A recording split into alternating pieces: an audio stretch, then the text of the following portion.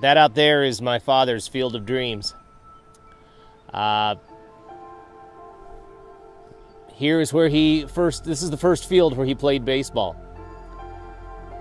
Every Sunday after church, the kids from the farmstead would come down here and they'd meet the Nixon boys from that homestead over there, and they would play baseball. Back in September of 2008, Dad came out here with my brothers and I, told some stories about the games they played, and then about 6 months later, we came out again and walked through the mud, and he showed me where the bases were, where first, second, third, and home plate were, and it was kind of fun.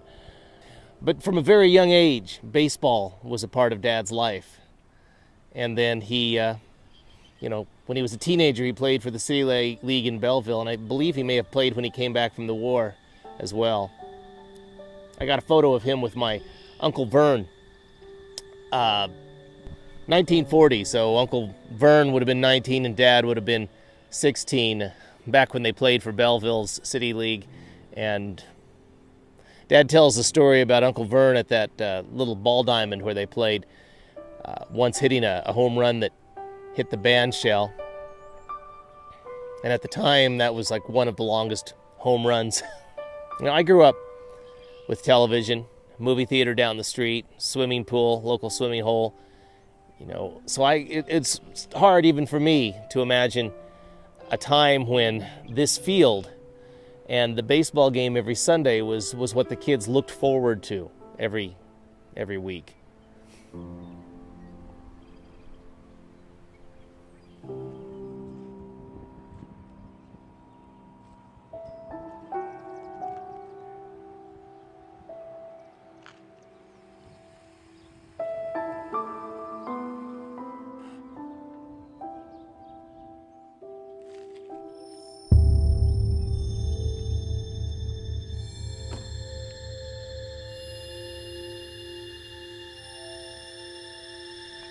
I think the crazy thing is that I didn't share my father's passion for baseball.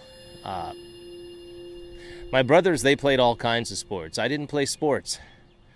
Part of it was this eye. I had no depth perception. I couldn't catch a ball because I couldn't judge how close it was. So I got popped a lot in the face as a kid, and as such I just hated sports because I couldn't catch a ball. So baseball wasn't even on my radar. Here's what's funny. Here's how far baseball was off my radar. In 1985, when the Royals won the World Series, they won the whole thing, I didn't know about it. I didn't learn about it. I didn't even know they were in the World Series. I didn't learn about it till the next morning. I was working the night shift at a 7-Eleven at a convenience store, and my boss called me at 4 in the morning and said, when the newspapers come in, grab up as many copies as you can because the Royals won the World Series. They're going to be the front page. Get the Kansas City Star. And I said, "Oh, the Royals? They're in the world. I didn't even know they were in the World Series. I didn't even know they were that good."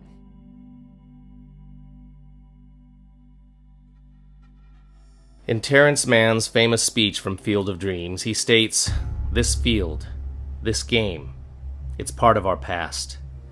It reminds us of all that once was good and it could be again." That last sentence could easily describe my own family. My father and his 2 brothers, as well as the women they would one day marry, are part of what Tom Brokaw called the greatest generation. The generation that survived the Great Depression and the Second World War and helped transform a careworn nation into the greatest country on the planet.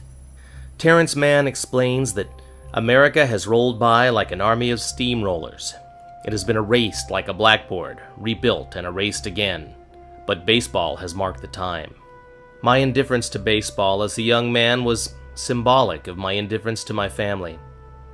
After graduation from high school, I spent a wasteful decade rejecting the values my parents had tried to instill in me. These were years of pleasure-seeking and self-gratification, and in the darkening shadow of the Cold War, my dependence on alcohol increased in my ongoing efforts to stave off terror and bewilderment. I may have claimed to love my parents, but I did not live as if I respected them, and I certainly did not honor all the work they had done to set me on the right course. But to paraphrase Terrence Mann, the one constant through all these years was baseball. These days, I tend to romanticize the past and oversimplify its problems, but I sometimes wonder if my life would have been different had I been born with two good eyes and thus able to catch a ball and throw it back, and maybe even participate in a game of baseball with all the other boys. This is not to say that baseball would without a doubt have saved me from my prodigal years, but as Jake Barnes says at the end of Hemingway's The Sun Also Rises, isn't it pretty to think so? After a brief introduction, Field of Dreams opens with a man named Ray standing alone in a cornfield. We have learned that he is a child of the 60s who grew up in the city and attended college at Berkeley, so farming is perhaps the last thing he should be doing. Most men, myself included, feel an immediate connection to Ray, understanding that isolation and the sense of regret that comes from making wrong choices. That was where I was in 1989 when I first saw Field of Dreams. Then Ray hears a voice that is later accompanied by a vision of a great baseball player, Shoeless Joe Jackson. The voice says, "If you build it, he will come." And Ray is compelled to do something dramatically different by building a baseball field in his corn, which will alter the course of his life forever. I did not hear a magical voice, but in 1994, 5 years after I first viewed Field of Dreams, I saw magical words printed in a Nike ad on the back of a Sports Illustrated. The words were accompanied by a vision of a great ball player, Nolan Ryan, and they did not say, "If you build it, he will come," but rather, "The only one who can tell you you can't is you, and you don't have to listen." When I saw those words, I had hit the bottom in my life, so I picked up the phone and I called for help. I quit drinking, and I've been sober ever since. Most people know that part of the story. Not too many people know that the piercing eyes of a 44-year-old Cy Young winner inspired me to try something as dramatically different as sobriety. And the 0-1 pitch on the way to Edgar Martinez. Swung on and lined up left field line for a base hit. Here comes Joy. Here is Junior to third base. They're going to wave him in. The throw to the plate will be late. The Mariners are going to play for the American League Championship. I don't believe it. It just continues. My, oh my. This iconic sports moment is known forever as the double by Mariners fans, and it has not only been credited with getting the Mariners' approval to build Safeco Field, but also with keeping Major League Baseball in Seattle. This play is so important to Seattle baseball that the image of Griffey scoring the game-winning run is forever memorialized on one of the walls along Safeco's main concourse. But in my own life, the effects of this game were even more profound. For you see, the last 3 games of this series were the first baseball games I had ever sat down and watched, and I watched them with my father. I was all of 32 years old, and although I understood the basic mechanics of baseball, I was still ignorant enough that I had to ask my dad a lot of questions. Can you believe a 32-year-old man didn't know what a fielder's choice was or what was the ideal situation to bunt? Prior to watching these games with Dad, I had no idea that a sacrifice fly didn't affect the hitter's batting average, and I'd never seen a hit-and-run play to know what it was. And yet here I was, learning all of these things for the first time, not from the television, but from my father.